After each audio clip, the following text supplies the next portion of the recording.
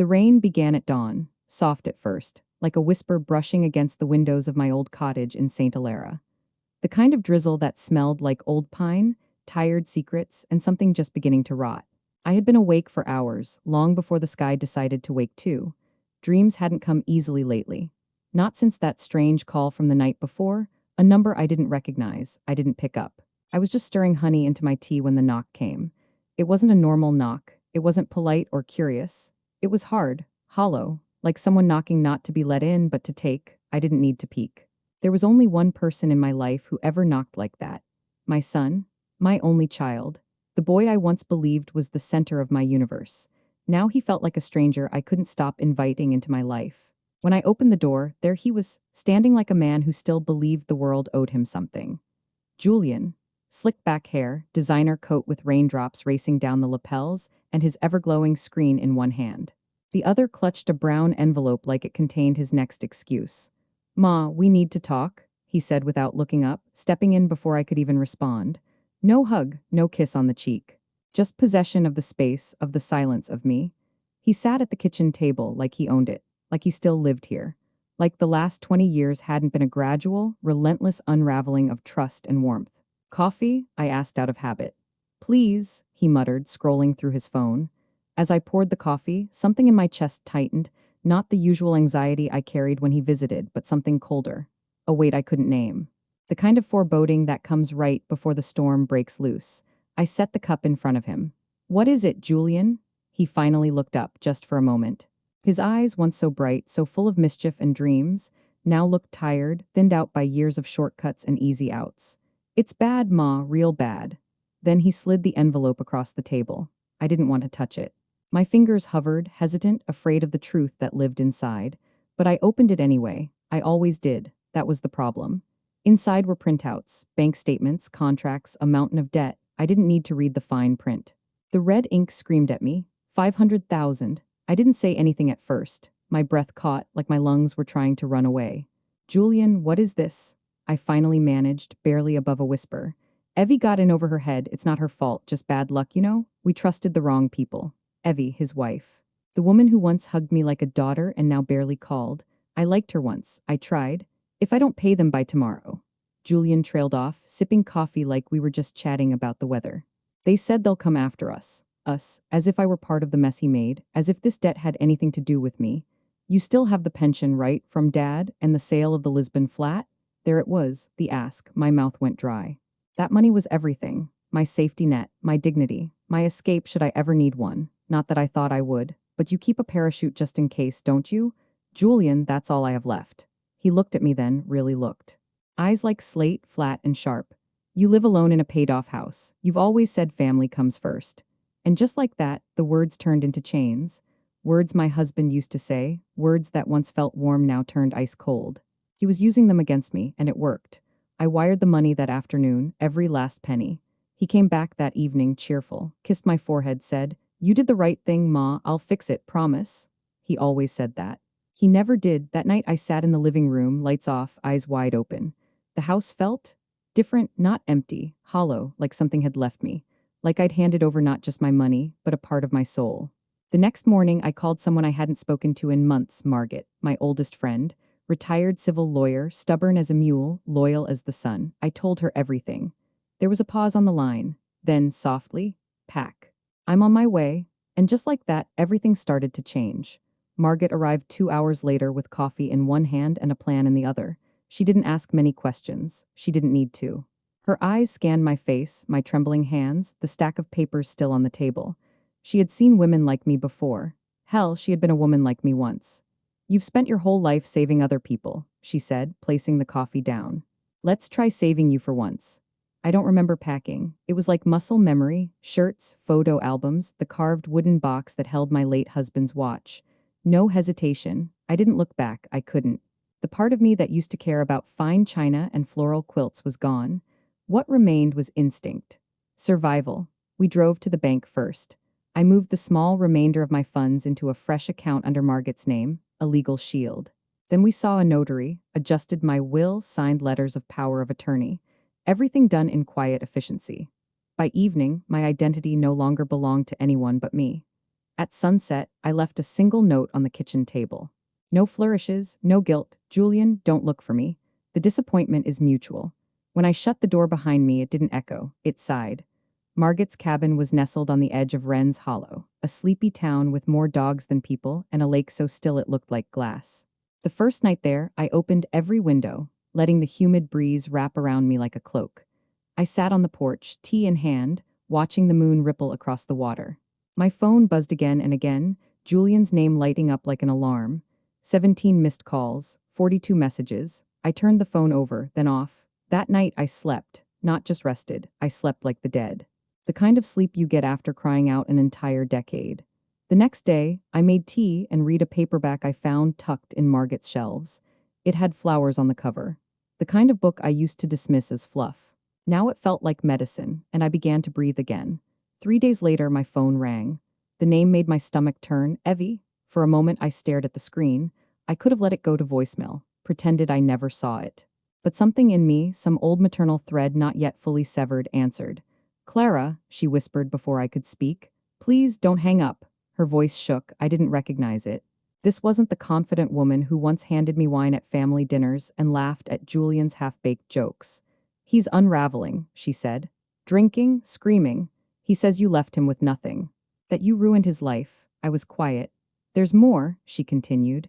The debt, it's not just 500,000, it's more, much more. The people he owes, they aren't normal lenders, they're dangerous. I felt cold all over.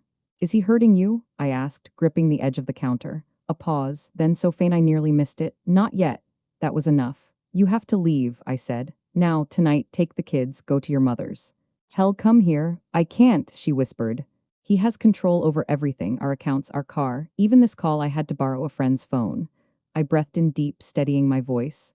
Then do what I did, disappear. You don't understand. He'll find me? No, I said, my voice stronger now. Not if we plan it right, he won't. And even if he does, he'll find someone he no longer controls. Evie cried then, not loud sobs, but quiet, shaking breaths. The kind of cry that comes from the body, not just the eyes. And I knew she had finally hit her limit. We'll be okay, I promised. I won't let him destroy you the way he almost destroyed me. The next 2 weeks were a blur. I coordinated with Margot, who still had friends in the legal system. We helped Evie open new bank accounts, secure temporary custody orders, and prepare a false trail. When she left Julian, it was silent and clean. By the time he noticed she was gone, she was already 2 states away. That's when the knock came. This one was different, sharp, official. A woman in a navy blazer stood on the porch holding a badge. Mrs. Heron? She asked. I'm Detective Elena Rowe. We need to talk about your son. My knees nearly gave out. He's not hurt, she said quickly. But he is under investigation. Financial fraud, identity misuse. We have reason to believe he's been using your name to open illegal accounts. I blinked, stunned. No, that's not possible. I mean, he said some of the paperwork was for retirement transfers. I didn't read everything. Detective Rowe handed me a folder. Inside, forged signatures, fake authorizations, statements I had never seen before. You're not the only one, she said. But you have a chance to stop him for good. I stared at the papers, my name, my signature, my son's fingerprints all over them. A part of me wanted to scream. Another part wanted to crumble into the floor. But what came out was different. It was cold, solid. I'll testify, I said. The arrest happened 3 days later. It was early morning when the call came. I was sitting on the porch again, sipping tea that had gone cold in my hands when the phone buzzed once. We got him, Detective Rowe said. I closed my eyes. Julian had shown up at a former business associate's house, yelling about repayments, threatening lawsuits. The man had already been working with the police. When Julian raised his voice, they moved in. He didn't fight. He never did when the odds were real. That night I sat in silence again. But this silence felt different, not heavy or sharp, just empty, like the hollow echo after a storm has passed and all you can hear are the leaves, wet and breathing again. Margot sat beside me. You did what you had to, she said. I know, I replied, but why does it feel like I failed him? She didn't answer right away. She just held my hand, firm and quiet, like only old friends can. No, Clara, she said eventually. You didn't fail him. You stopped him. 2 days later, the news broke. His face, my son's, plastered across the local station. Businessman Julian Heron arrested for fraud and identity theft. There he was, in handcuffs, pale, hollow. Those eyes, once so full of childish wonder, now looked like ghosts lived inside them. I didn't cry. I thought I would. But there were no tears left for that version of him, just a faint ache for the boy I once knew. A week later, the detective called again. He wants to see you, at the detention center. It's up to you? I said yes. I needed to see it for myself. Needed to look into those eyes and know, with certainty, that the boy I raised was gone and that I could let him go. The visitation room smelled like bleach and regret. Julian sat at the table already in a gray jumpsuit, shackled at the wrist. He looked up the second I walked in. "Ma," he said, soft. I didn't sit. "You wanted to see me." "Speak," he leaned forward. "They're painting me as a monster. I didn't mean for it to get this bad. I needed time." "You forged my name," I said calmly. He flinched. "You used me like a shield." "Like a bank." He started to interrupt. I raised a hand. "You say I raised you to believe money solves everything," I continued. "But I tried to raise you on love, and maybe that was the problem. I thought if I gave enough, you'd turn into a better man." The silence between us stretched, wide and final. I was wrong. I left before he could reply. The trial came months later. The courtroom was packed, reporters, former clients, even Evie in the back row, pale but unshaken. When they called my name, I rose slowly. My knees didn't buckle, my voice didn't crack, I stood tall. "Mrs. Heron," the prosecutor said, "can you describe your relationship with the defendant?" I met Julian's eyes. "He's my son," I said. And for most of his life, I thought love meant saying yes, even when it hurt. But all I taught him was how to take. When I finally said no, I thought I was destroying our bond. But all I did was break a cycle that was killing us both. The courtroom was still. The judge let me finish. When the verdict came 2 days later, it wasn't a shock. Julian was sentenced to 10 years in state prison for fraud, forgery, and identity theft. He didn't cry. He didn't yell. He looked at me once as they led him away, just once. "This isn't over," he whispered. "Maybe," I replied. "But if it isn't, I'll face it on my own terms." I walked out of that courthouse later, not because he was gone, but because I was finally free. The weeks that followed were quiet. The town moved on. Julian's case faded from the headlines like all headlines do. Another scandal replaced it. Another tragedy, more immediate, more fresh. But in my world, the silence was its own kind of healing. I joined the community center in Wren's Hollow, teaching sewing classes on Tuesdays and budgeting workshops on Saturdays. Women came, widows, single mothers, women who had given too much and been left with too little. They asked questions, I gave answers, they brought broken stories, I listened. And slowly I felt something return, not youth, not joy, something steadier, purpose. One afternoon, a girl no older than 20 came up after class. "How did you do it?" she asked. "Start over?" I smiled. By realizing that I'd already lost everything once, starting over wasn't as scary as staying the same. That night, as I walked home under a sky the color of bruised peaches, I realized I didn't feel old anymore.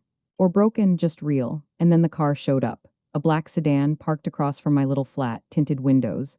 No plates. The next day it was back again. And the next. Then the text, "You think you're safe? He still has friends." My heart skipped, but only once. I remembered what Detective Rowe said. "Don't let him take your peace too." So I went to the police. Within hours, they traced the car. 2 of Julian's old associates still clinging to the old game. They were arrested. No violence, no drama, just silence again. But this time I didn't tremble. I whispered into the breeze, "Never again." And I meant it. Spring came to Wren's Hollow slowly. The mornings were softer, the days longer. I kept my routines, tea at dawn, letters at night. I sold hand-stitched aprons at the Saturday market. I laughed with women who now called me Miss Clara like I was family. Detective Rowe still sent the occasional update. Julian was attending therapy, working in the prison garden. Writing letters, I never expected to get one. But one afternoon, there it was, a single envelope, his handwriting. Inside, no apologies, no manipulation, just words. "I used you," he wrote. "I learned control from Dad and never questioned it. I thought taking was strength, but when you said no, it saved my life." I read it twice, and then again, not because I needed closure, but because, for the first time, his voice didn't sound like a threat. It sounded human. I pressed the letter between the pages of my journal, beside a dried flower I picked the night I left him. And I cried, not for him, but for the woman I used to be. 2 years after I left my old life behind, I stood on a small stage at the Clearwater Women's Center. A banner behind me read, "Rebuilding After Betrayal." The seats were full, faces young and old, eyes tired, shoulders braced, the kind of room where truth can finally breathe. I stood at the podium. "My name is Clara Heron," I said. "And I once believed love meant never saying no." They listened. I told them about the night Julian came for the last of my money, about the hollow that followed, the cabin, the silence, the lake, and then I told them what came next. Saying no didn't break my family, I said. It saved me. When I stepped off the stage, a woman grabbed my hand, her eyes shimmered. You made me believe I still can. You can, I whispered. We all can. That night, I sat on my porch with a glass of white wine. The sky above Wren's Hollow was a wash of gold and indigo, the lake breathing slowly in the distance. My phone buzzed, a photo from Evie. The kids, my grandbabies, building sandcastles, their smiles bright, messy with salt and light. Underneath, they ask about you every day, Grandma. I smiled, a deep, slow, full smile. This, I whispered, raising my glass to the horizon, this is enough. And then I turned on the little camera Margaret gave me, an old YouTube habit I'd picked up from my grandkids. I looked straight into the lens. If this reached you, I said, voice steady, gentle, don't forget to like, share, and tell me where you're watching from. And remember, it's never too late to start again. Then I clicked record and told the story the way it was always meant to be told.